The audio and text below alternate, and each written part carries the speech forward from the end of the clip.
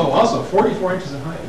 That's number 44 is Kabbalistically pretty interesting, of course, because that is, what is that Kabbalistically? Adam, blood, force, secret more force. Okay, well, it's not Adam, it's Dom. Adam is Dom. Yeah, 45 is Adam. But it's Dom, it's blood.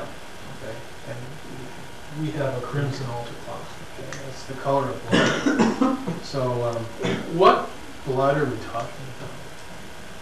The blood of Christ, of course. Monthly.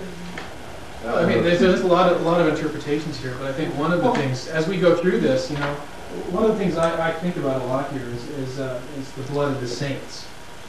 The blood of the saints as being as essentially permeating the Gnostic Mass temple, especially when Mass is in progress.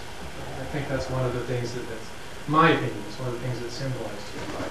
Could it also have some bearing on the idea that blood is the life source? Yeah, Without blood, you're obviously not going to exist. Yeah. Therefore, at the focal point of the ritual, on top of the summit of the earth, so to speak, on top of the earth, you have something symbolizing the life force of the participants. Life and death. Yeah. Again, we have this idea of the boundary between this world and the other world.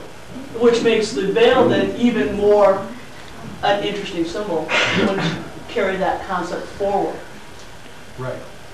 Exactly. And in fact, that it carries the concept of the boundary between this world and the other world forward even more, because the veil of the abyss on the Tree of Life represents the boundary between the manifested world and the unmanifested world, which is the Supreme Triad.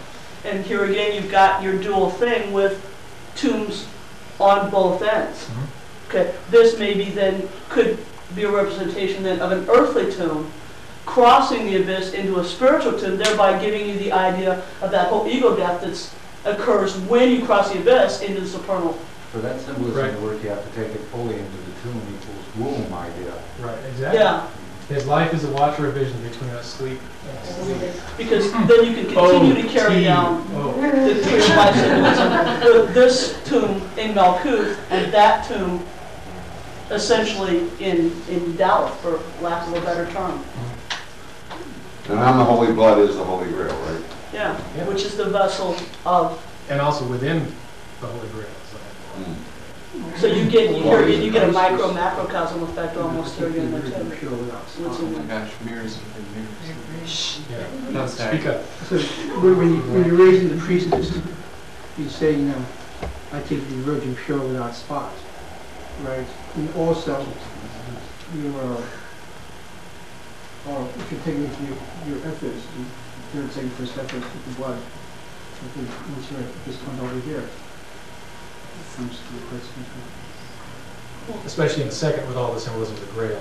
Second Ether has a lot of good symbolism for the Gnostic Mass. When studying the Gnostic Mass, the second Ether in particular is a good one. And the eighth. The blood thing is almost a total thing.